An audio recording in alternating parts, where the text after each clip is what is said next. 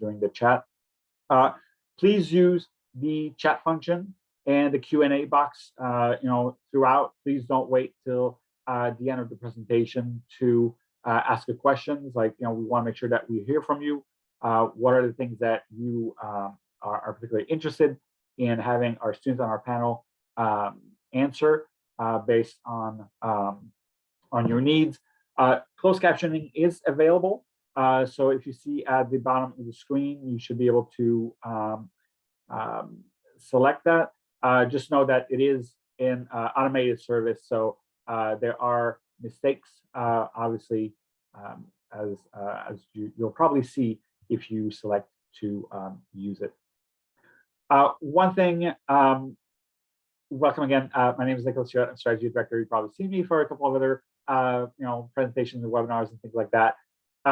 One thing I think that this is particularly relevant and important for us is that a lot of you during the intake forum mentioned that basic needs was something that was an issue. That was something that your students are dealing with, whether it's transportation, whether it's Wi-Fi connection, Wi-Fi access, whether it's childcare, whether it's food, whether it's housing.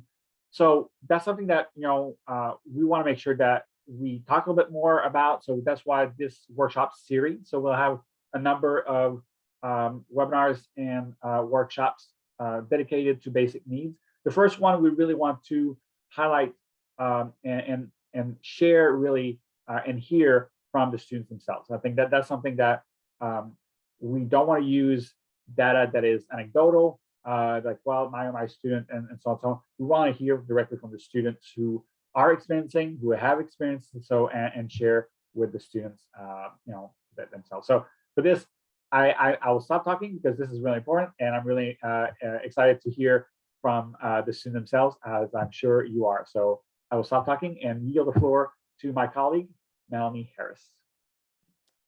Perfect. Thank you, Nicholas. So as Nicholas mentioned, my name is Melanie Harris, and I'm a strategy director here at Complete College America. I have the honor of leading our student basic needs support work, and wanted to just do a quick level setting again to quickly get to our phenomenal panelists today. So as we're thinking about student basic needs support here at CCA, we define that as ensuring that all students have access to food, housing, childcare, physical and mental health services, financial assistance, and transportation. We believe that this is needed for every student to be successful in the classroom, but also just for their holistic well-being in general. So just few statistics about student basic needs support, and we can share this link so that you can access the resources listed here. But about 65% of working class Americans say that a bachelor degree isn't worth the cost.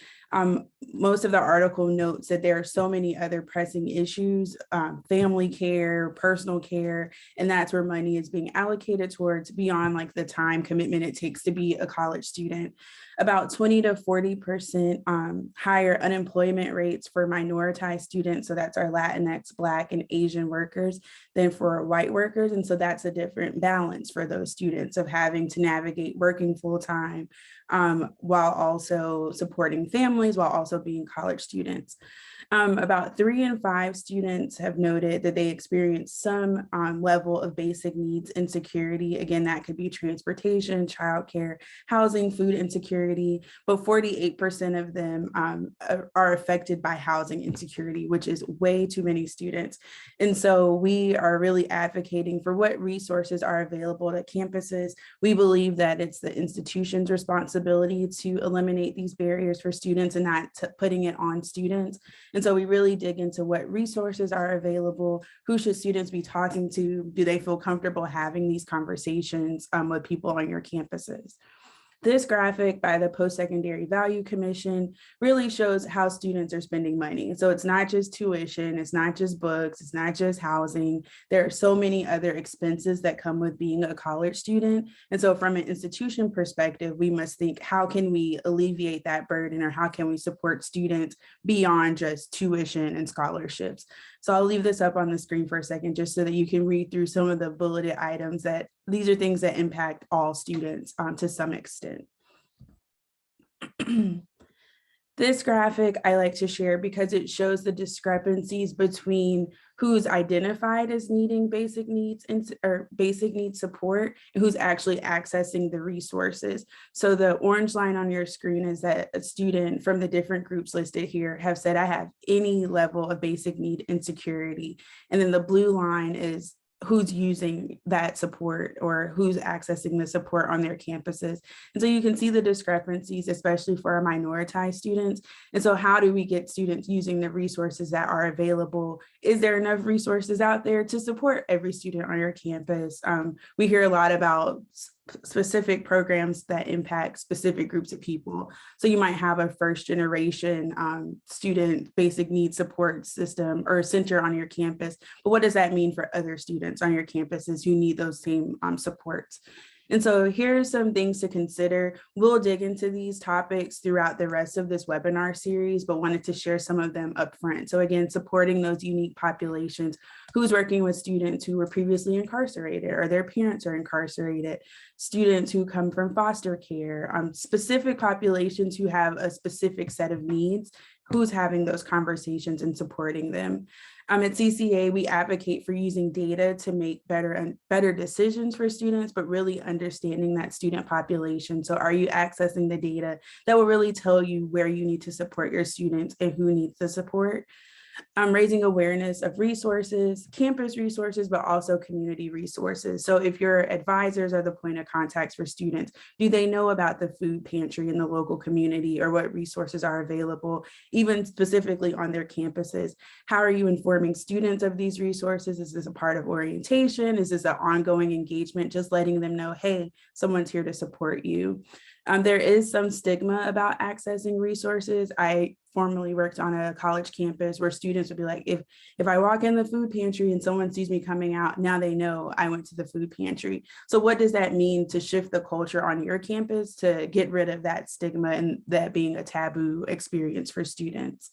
Establishing basic needs centers. So there's tons of federal resources, state resources, community campus resources for students, but where is all this information being stored? Who's talking to the students? And so having a landing page on your website or a point of contact or a coach that can really guide students through getting the resources that they need is really important to advocating for students, but also making sure they're taken care of. We've seen a lot of emergency loan programs being implemented with the CARES Act money during the COVID pandemic. But what does that mean after that money's gone? What does that mean hopefully once COVID is gone? How are you going to continue supporting your students and making sure that they have money to take care of some of their basic needs? And making sure that students aren't performing their poverty to access those resources. So if a student needs a bus fare to get to campus to take a final exam, it shouldn't be a 3-week turnaround and we'll see what we can do. It should be quicker than that. I've heard of people doing it with 24-hour turnaround periods because these are things that students need in real time right now. And so just making sure that your processes are there to really advocate and care for your students. So those are just some things to consider. I could do this like for the whole rest of the hour, but we have a group of phenomenal panelists here to talk to you all. I know that I just shared a lot of resources, so you can access these and I'll drop the link in the chat. On our website, we have tons of free resources, publications, toolkits. We host webinars and podcasts related to this project, but just for general knowledge building that you're invited to and can attend. And you can find all that information on our website. So I want to stop sharing my screen and ask that our phenomenal panelists, who are all students from universities across the country, to introduce themselves one at a time. And then we have some prepared questions for them just to get the conversation going, but I've really structured this to take your questions from the audience to ask the students. So as we're going, feel free to put your questions in the Q&A box or the chat, and we will fill those questions towards the end. So I'm going to stop talking and let you all introduce yourselves. We can start with Jakaya, and then Grace, then Jalen, and then Madian. Hi, everyone. I'm so happy to be sharing my experience and perspective with you all today. My name is Jakaya Price Singleton, and I am a second semester sophomore at the illustrious Tennessee State University in Nashville, Tennessee.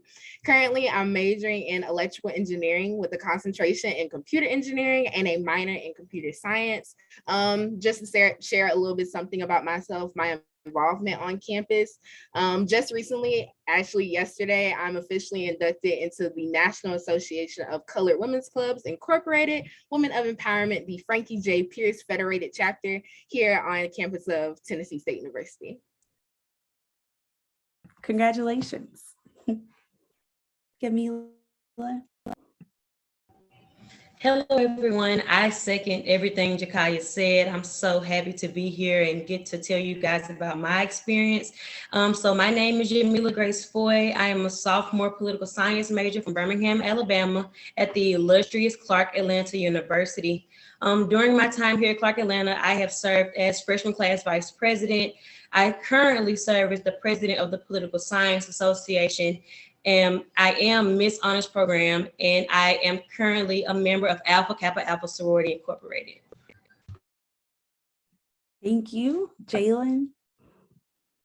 Good morning, everyone. My name is Jalen Davis. I'm currently a freshman at the University of Alabama at Birmingham. So my major is information systems with a minor in social media strategy. So I like to be tech savvy at times.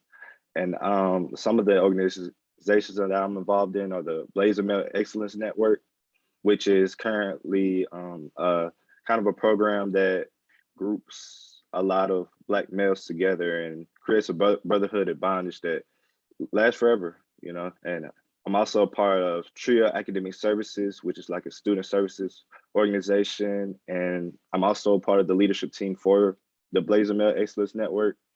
And one thing about myself is just, I like to be passionate about certain things that I do, and I try to go above and beyond. And one of the proudest achievements that I had so far in college is making the presidential honors list. Congratulations and thank you. Marianne and then Calvin. Hello, everyone. My name is Marianne Vargas. I am actually not currently a student. I graduated from the University of Florida in 2019. So I'll be giving the recent student perspective. At the University of Florida, I studied economics and political science, and then I also minored in nonprofit organizational leadership. And my involvements were a lot of different things. I focused a lot on Latinx student success. My biggest, most proud involvement was with Chispas, an organization that focused on immigrant rights on campus, specifically for undocumented students. And I was also in Gamma Eta Sorority Incorporated, a multicultural sorority on campus. And yeah, excited to be here, and go Gators to Richard. Thank you. Calvin. Hey, my name is Calvin Briggs. I'm currently a freshman at the Clark Atlanta University. And my major is mass media with a concentration in film. And two organizations I've been very proud to be a part of are Men of CAU, which is a collection of the men around CAU. And we get together and we talk about issues that we are currently having, and we just form a community to be able to talk to each other about problems we have. The other one is Drop Frame Productions. It's for all mass media students. We meet in the mass media classrooms, and they teach us new students about stuff in the industry that we can learn to get us ahead. Perfect. Thank you so much. I hope everyone's like clapping for y'all and all of your amazing accomplishments. So we're going to dig into the questions, and you can pop in whenever you want to answer. The first question that I had for you all are in thinking about student basic needs support and just support on your college campuses. What campus and community resources have had the greatest impact on your success and your well-being while being in college? Right. So I can go ahead and give my answer. So for me with TSU, I believe the Academic Success Center has been the biggest impact for me, especially during these first 2 years here in school. I'm an out-of-state student, so I don't necessarily have my family here in Nashville with me. And so they were able to help me kind of transition into the life here at TSU academically and also on a social aspect as well of just, getting out there.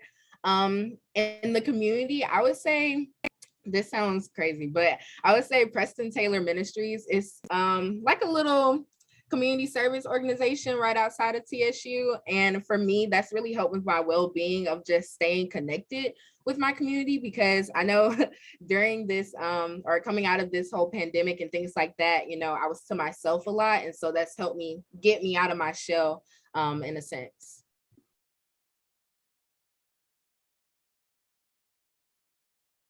I'll go next. So the campus resource that has been most helpful to me would be being a part of the honors program. It has become like my safe haven. And like, I'm not from Atlanta, so they became my family away from home, because it's not that many. It's a lot of us, but it's still smaller than the entire population of Clark, Atlanta. So they became like my family. I go to them for everything. They can older upperclassmen can help me out with my work, and it's just a mentorship that I'm just so happy to be a part of. And as far as the community, it's the community, but they have a place on campus. It's with the Joseph E. Lowry Institute. They've set up a whole food pantry for us, and I take advantage of it often because I like to cook. So it's just an easy way for us to get food without having to pay for it, and it's open to everybody on campus. So I believe like that's part of the community that really tries to help out not only Clark Atlanta, but the entire Atlanta University Center as a whole. I would say that the two organizations that I mentioned before, B-Man and Trio Academic Services, helped me out a lot. Specifically B-Man, because it allowed me to move into campus early, and I'm around a group of people that I'm more accustomed to.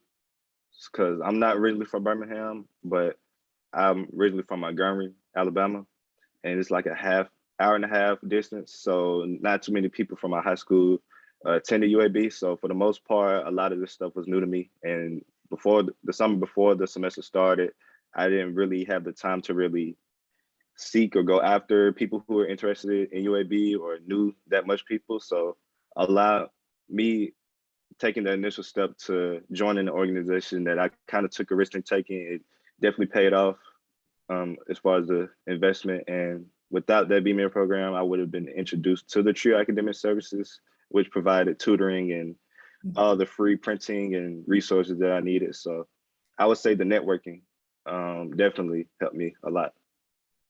Thank you. So you all talked a little bit about the feeling of family and community and how that's your support system on your campuses.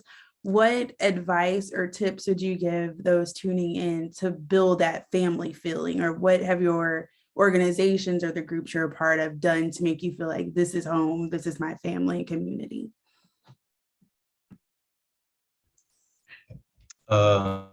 I'd say just get out there, go to as many different things as you can, see what you like, talk to new people, just make new interactions. And that's the best way you can network. Because I just tried to talk to as many people as I could my first week. And I ended up making some really good connections and getting into business with some people.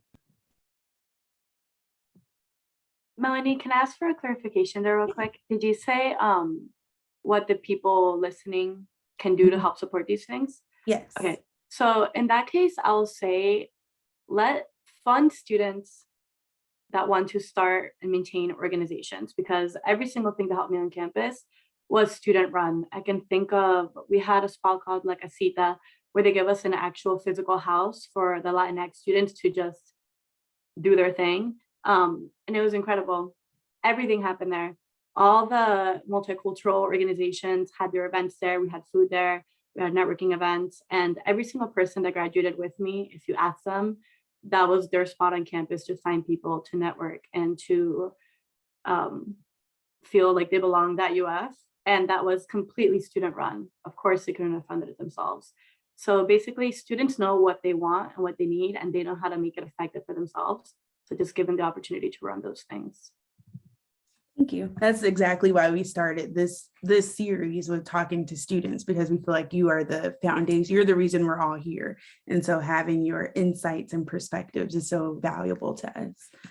Jakai, were you about to say something? Yeah, I was gonna say, just communicating the fact that you have these resources out there.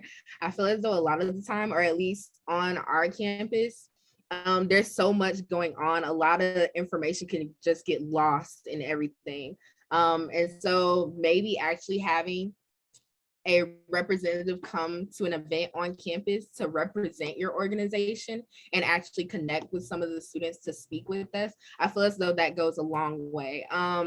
For me, that's kind of what got me involved with Preston Taylor Ministries, because they would have people here, you know, expressing what they have going on and telling us, you know, we're here right behind you, like you can walk there. And so also ease of access as well. That's also a big thing, because like, for example, I don't have a car. So, you know, transportation isn't something easy for me. So having or allowing transportation to be provided for us would help as well.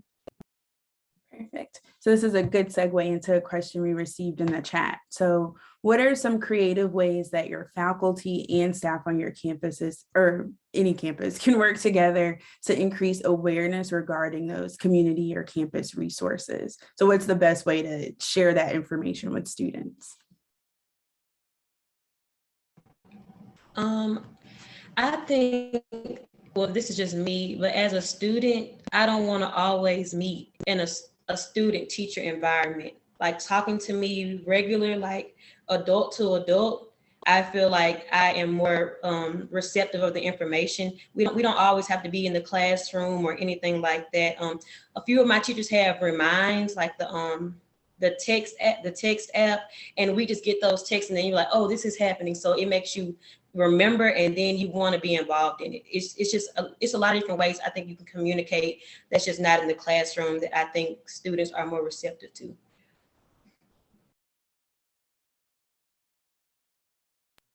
I know one example that I have, it was the CSU, like, what am I trying to say? They were along with our cafeteria team or whatever. And she created a table, and she came into like the hub of our student area where there's a lot of population, a lot of traffic. She set up her table right there with like little freebie gifts, and just, you know, had her little board panel just out in the open for people to see her as they're walking by or walking to class. And if you're interested, you stop, or even she gained the attention of other people. So just putting yourself out there, being on campus, being with us, I feel that kind of creates the whole community aspect as well. It makes us more receptive to, you know, joining your organization or just coming to experience it.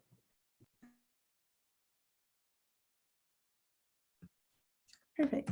Thank you so much. So meeting students where they are is my big takeaway. Y'all don't want a million emails of like all the resources, but you want people out with you in the student centers and your cafeterias, having those conversations, because that's where y'all are. You're on your phones and not necessarily sitting at your computer all day.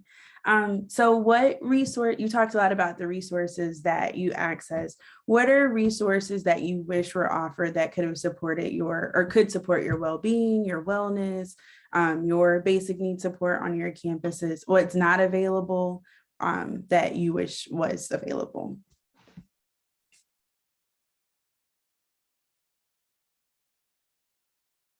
Well, for Clark Atlanta, we are an open campus, so that means anybody can walk on it. Anybody, it doesn't matter, student, non-student, parent, like you can get on the campus and nobody would tell the difference. So I would really like for more public safety implementations to be put in place.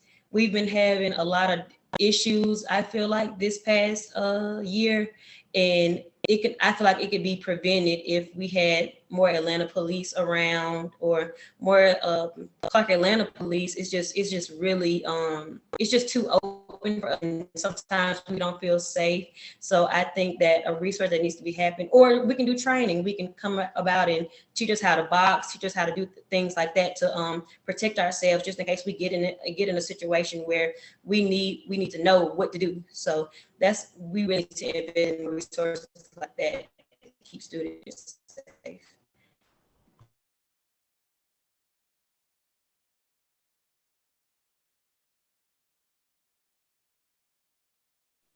I Um, haven't.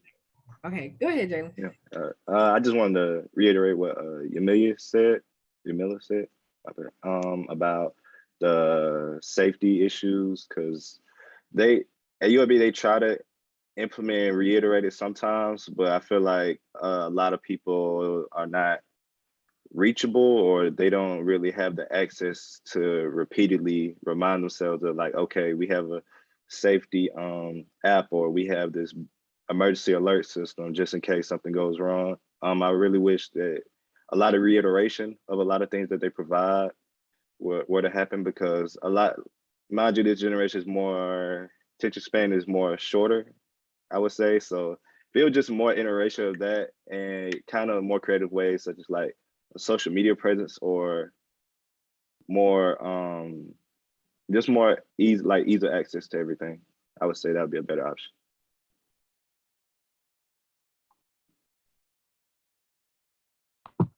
My answer is pretty basic, but in terms of basic need support, what I could have used and what everybody I know could have used is just more money, honestly.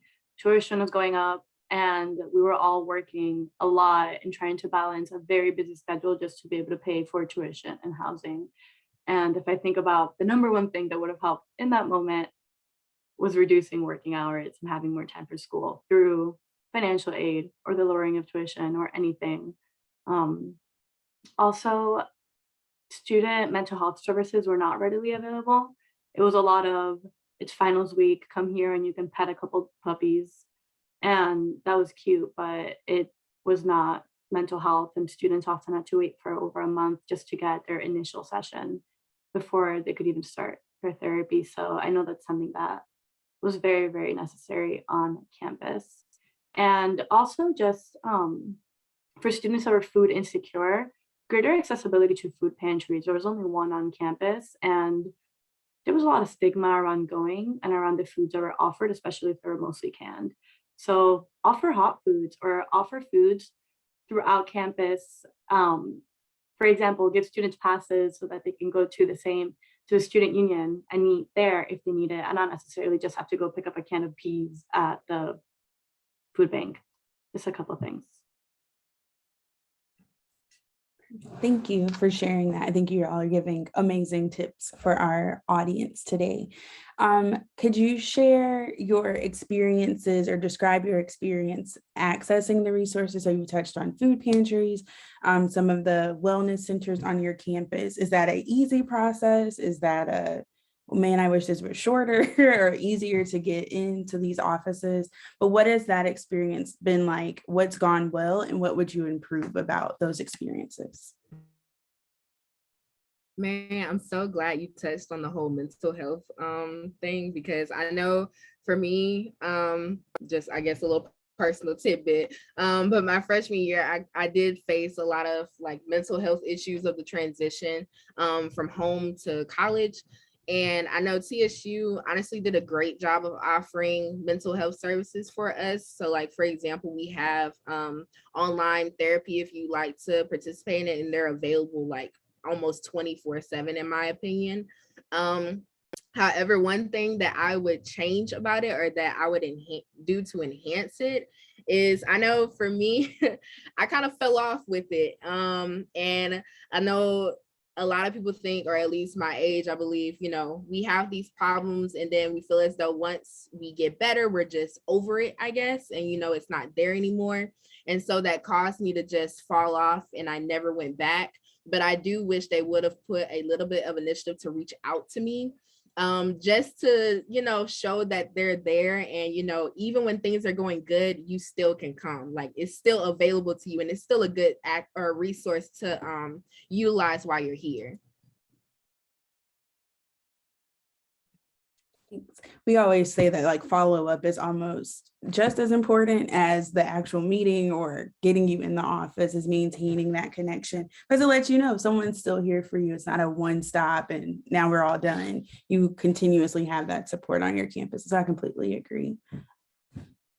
Anyone else want to share about your experiences, what you would what you liked, what you would improve, or ideas that you might have for going forward.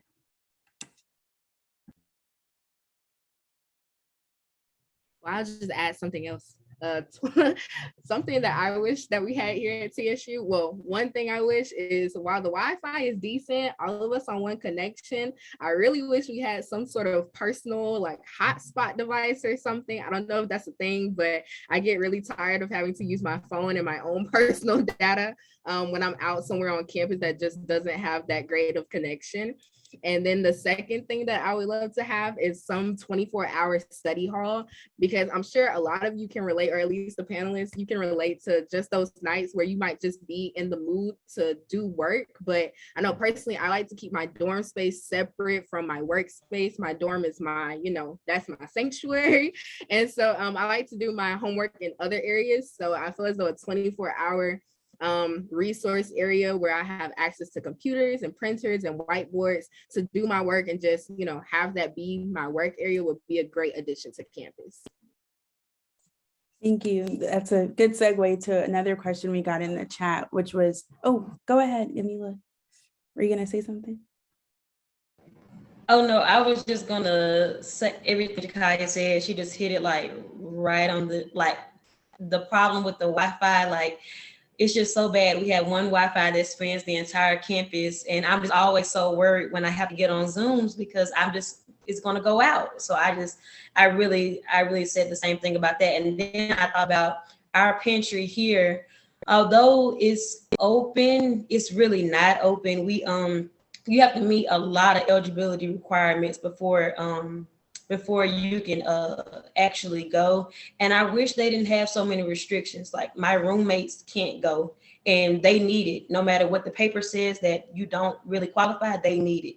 So I really wish that they could take those limitations off, because I'm sure that there are more students being affected than they know.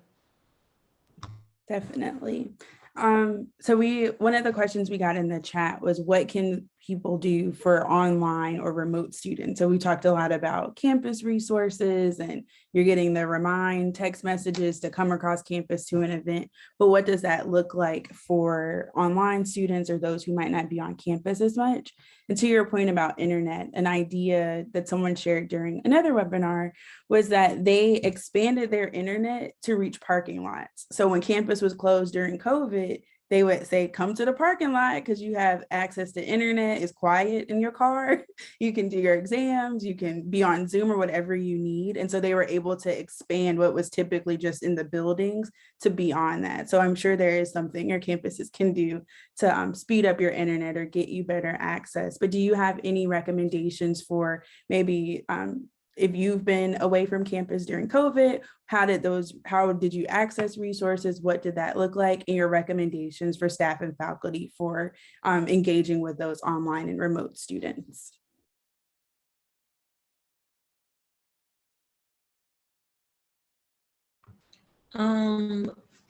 As a political science major, we do a lot of outreach like through Twitter, because politicians are always tweeting, it's always something like happening on Twitter. So our teachers will like come in and like, did you see this?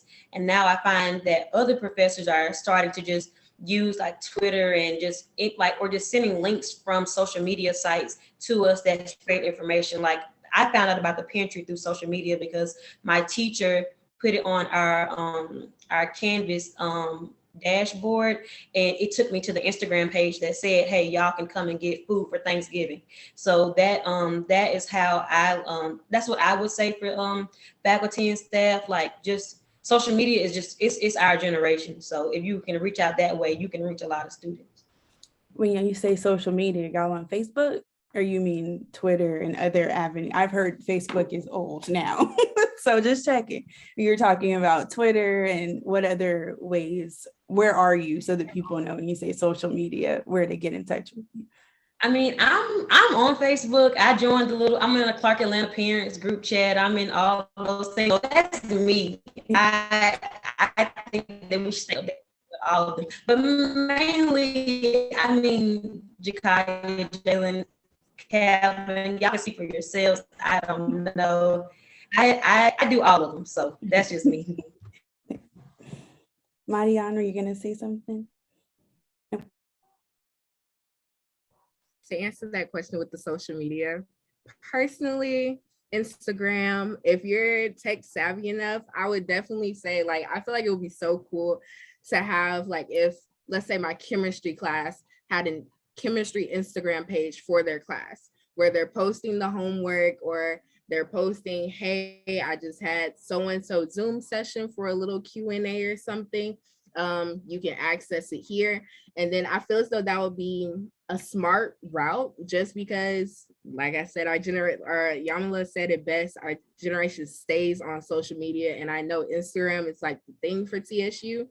When they go to their Instagram, it's going to pop up on their feed, like regardless, they're going to see it. So I feel as though there's no question of whether or not you've reached them or not. And I feel like that's the discrepancy a lot of the time between faculty and teachers and the students.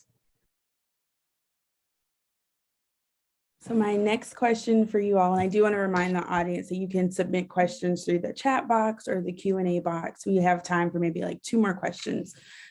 So the question I'll pose for you as people are typing in chat is, how do you spend your time outside of the classroom? So it might be caring for your family, you might have a job off campus, any of those things. So how do you spend your time, and how could your campus better support how you're spending your time as it impacts your success on campus? As an example, the last webinar we did, someone mentioned there's no childcare on campus. So they're spending time on their way to campus, stopping at daycare, dropping their kid off, making sure that's okay, then coming to campus, then leaving immediately after to go pick their children up. And so they're missing those engagement opportunities. So the question is, how do you spend your time? And then how could your campus support you?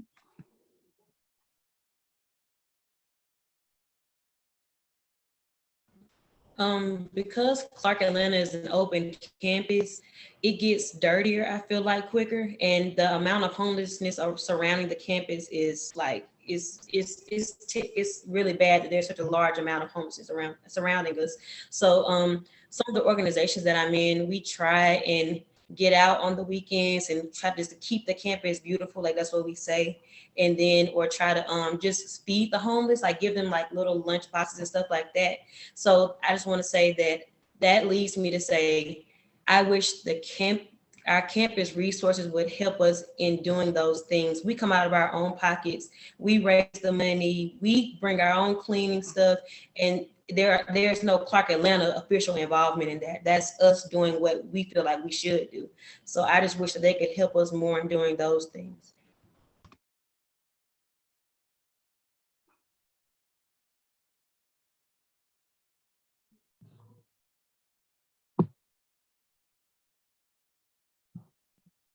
Calvin, are you about to say something? Oh, no, sorry. You're fine. I was gonna say, as far as spending that time outside the classroom, I would say, usually I would like my main hangout spot besides the classroom would be the student center here at UAB. And I feel like that's kind of the central hub of where you're gonna see anybody and everybody. As the saying goes, or what you're doing in college will sometimes turn into an adventure. So I believe that just your presence out there is important. And what they can do to better it, I would say just offering more, a better way to navigate like on-campus jobs, the difference between a work study and an on-campus job that doesn't allow work study, because some people aren't qualified for work study based on their FAFSA. So I feel like that's the arrangement and sorting of that could be improved. And just also accommodating for people that sometimes, like as you said before, like those who are remote students or online. I feel like sometimes UAB does offer off-campus involvement like program as well to get those involved. But I feel like just more reiteration of that as well would kind of make the remote students more comfortable being on campus, because I know a couple people that are remote, and a lot of the times, since they can't get into their car and just drive back home, sometimes they'll have to stay in the Hill Center or somewhere besides the dorm, which can be uncomfortable at times, because I know that they want a better suitable place to kind of be involved in work or kind of hang out with people before they leave.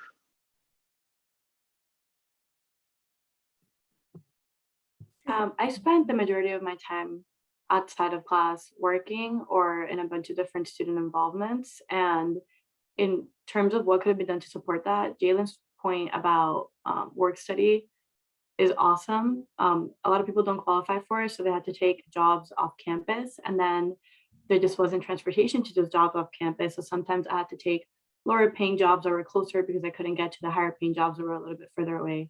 So what can be done? Offer more work study or offer better transportation near campus. I know that for us, the buses were really good if you're within a mile of campus, but then if you got 10 minutes away, good luck. So that restricted a lot of the work opportunities. Yeah. Thank you. We have another question from the chat that asks about how your campus has connected you to some of the community resources. So you briefly spoke about like they were on campus and that's how you learned about them. But what would be your recommendations, or how would you prefer to be connected with campus resources? So bringing the community to campus, also getting the campus involved in the community or connected with the community resources.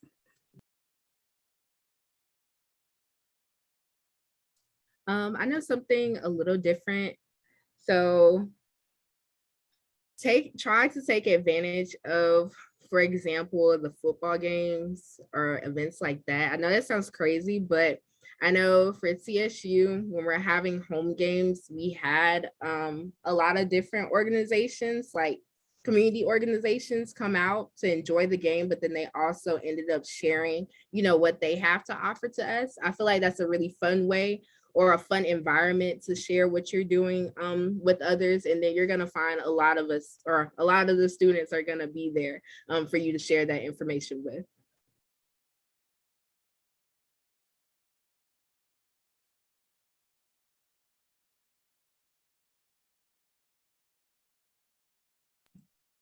We got another question in the chat about how you're able to navigate, how have you been able to navigate some of your labs? So like your math labs, chemistry labs, especially considering that you said the internet is slow, as those move to like a virtual space. Has that been easy? What would improve that besides faster internet, of course?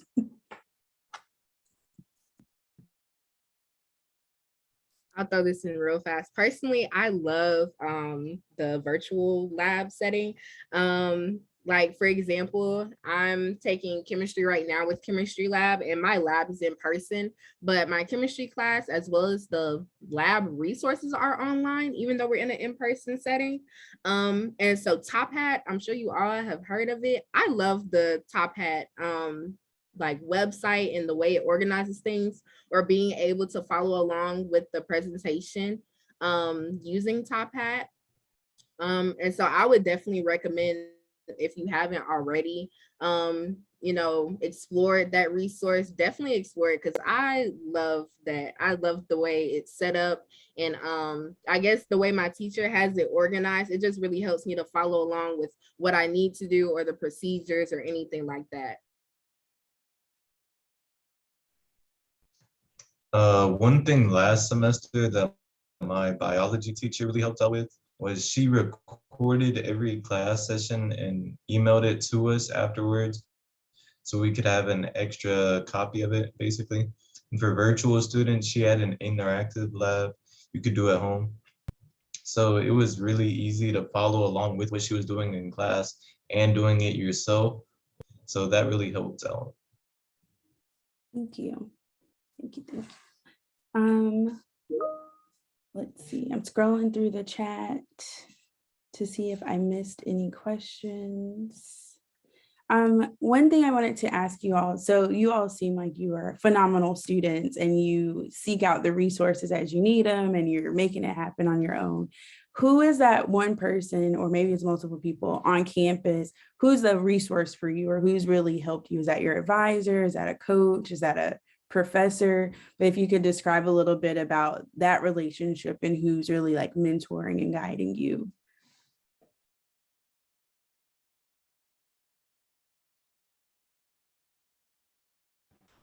For me, I actually just found this person last semester, and it's crazy because I can't even remember his name right now. But I started going to the counseling services that Clark Atlanta offered, and I just was just talking to him and just telling him like I want to find me on this campus, like how just get in touch with who I am because you can get lost with so many people and so many different personalities, and he just introduced me to everything that I had been looking for. And he's just been there helping me. And like I know we said that we wish people would follow up, and he's been that follow-up person for me. He's always making sure I go by Grace. So he's always like, Grace, have you done this? Did you get in touch with this group? And all those things like that. So he's been my person, like and it's what I needed here at the university. So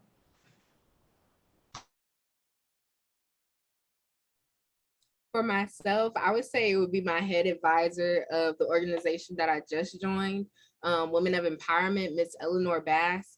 She really spoke a lot about your legacy and like the power that your name holds and the legacy that your name holds with you.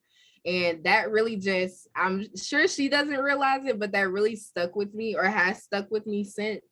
And so that has really motivated me to just accomplish all that I can to leave my mark here at TSU, leave my mark for the university, for Nashville, for the world. And so I would say that was the person that really motivated me right now. I would say the broad answer for me, like I've already mentioned a couple times, was student organizations.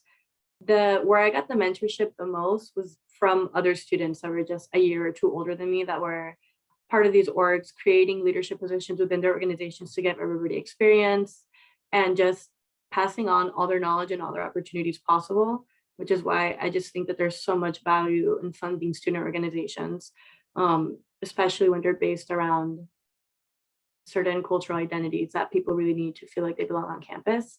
And then my second response is I had one professor that was just marvelous.